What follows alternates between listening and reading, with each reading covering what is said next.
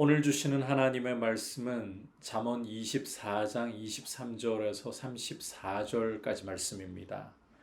제가 33절과 34절 읽도록 하겠습니다. 내가 좀 더 자자, 좀 더 졸자, 손을 모으고 좀 더 누워있자 하니 내 빈궁이 강도같이 오며 내 곤핍이 군사같이 이르리라. 아멘. 오늘 우리가 함께 살펴보려고 하는 말씀에서는 재판에 대한 말씀과 게으름에 대한 말씀이 주를 이루고 있다라고 보시면 되겠습니다. 우선 재판에 대한 말씀을 살펴보자면 23절에서부터 25절까지 해서 보여주고 있죠. 재판할 때에 낯을 보아주는 것, 악인에게 내가 옳다 하는 것, 이와 같은 것은 옳지 못한 일일 뿐더러 백성에게 저주를 받고 미움을 받을 일이다. 어리석은 일이라는 거죠. 사람의 낯을 보아주고 악인을 의롭다 하는 것, 치우친 것이죠. 공의롭게, 정의롭게 판결하는 것이 아니라 치우친 것이죠. 이와 같이 자신의 사리사욕을 위해서 치우친 판결을 하는 것은 옳지 않은 일일 뿐만 아니라 미움을 받을 일, 저주를 받을 일이다. 어리석은 일이다. 오직 악인을 견책하는 것이 25절에서 말씀하고 있잖아요. 악인을 견책하는 것이 기쁨을 얻고 좋은 복을 받을 일이다.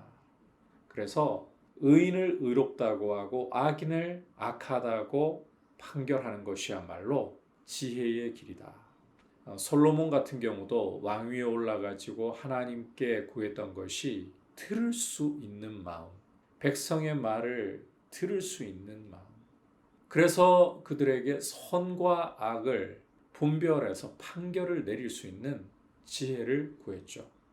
그래서 이 솔로몬의 재판 가운데 가장 대표적인 일화가 바로 두 창녀의 재판이지 않습니까? 솔로몬이 창녀들이라고 해서 사회적으로 정말 가난하고 멸시를 받을 여인이라고 해서 이들의 재판을 거부하거나 이들의 재판을 무시해버리지 않고 그들에게까지도 하나님의 지혜를 가지고서 정확한 판단을 내려주는 것.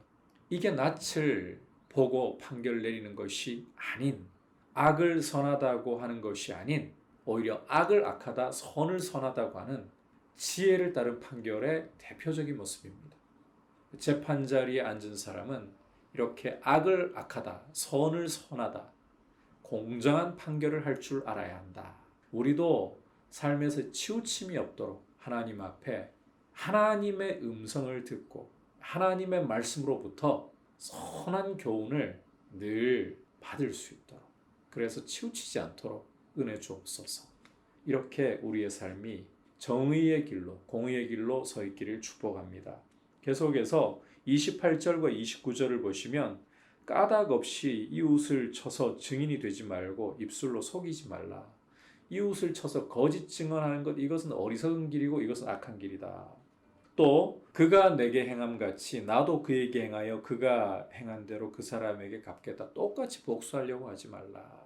자신의 이익을 위해 거짓 증언하는 것이나 남에게 똑같이 되돌려주겠다. 이렇게 하는 것은 어리석은 길이고 악한 길이고, 하나님 앞에서 지혜의 길은 정직을 말하려고 하고 남에게 그대로 되갚아 주려고 하지 않고 오히려 악인의 머리 위에라도 선으로 숯불을 쌓아 올리는 이런 일을 하는 것이 지혜로운 것이다.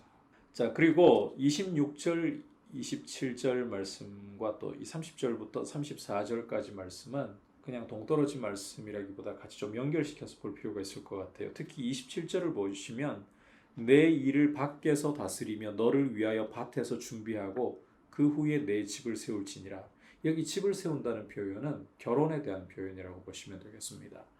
결혼을 하기 위해서 준비하는 자세, 부지런히 손으로 밭을 갈고 노력을 하면서 준비하는 자세.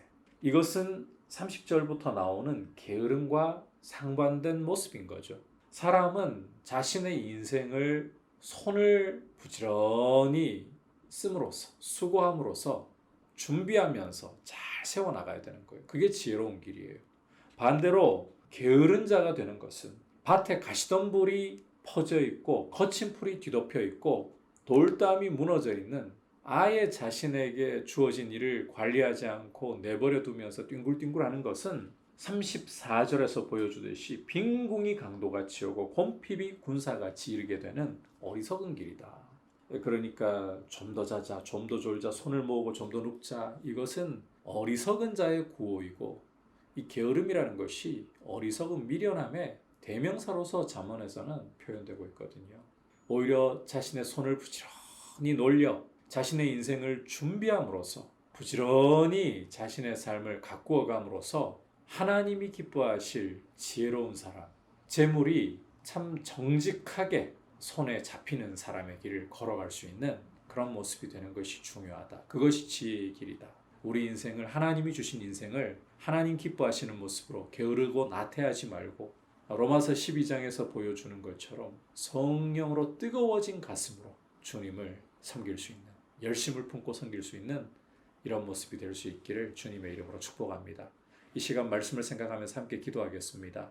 하나님 앞에서 우리가 공정한 길로 걸어갈 수 있도록 하나님의 말씀에, 하나님의 지혜에 귀를 기울일 수 있게 하시고 치우치지 않는 모습으로 서 있게 하옵소서. 두 번째로는 게으르고 나태하지 말고 열심을 품고 성령으로 뜨거워진 가슴으로 우리의 인생을 낭비하지 않고 살아가면서 인생을 부지런하게 수고함으로 하나님 기뻐하시는 모습으로 정직하게 세우게 하여 주옵소서. 기도하겠습니다. 하나님 아버지, 주님 앞에서 공정한 삶을 살아가고 치우치지 않도록 날마다 하나님의 지혜의 말씀에 귀를 기울이게 하여 주시고, 솔로몬과 같이 들을 수 있는 마음, 하나님의 음성을 들을 수 있는 마음, 사람들의 말을 제대로 들을 수 있는 마음을 허락하여 주옵소서. 그리고 게으르지 않고 나태하지 않고 열심을 품고 성령으로 뜨거워진 가슴으로 주님을 섬기게 하여 주옵소서. 예수님의 이름으로 기도드립니다. 아멘.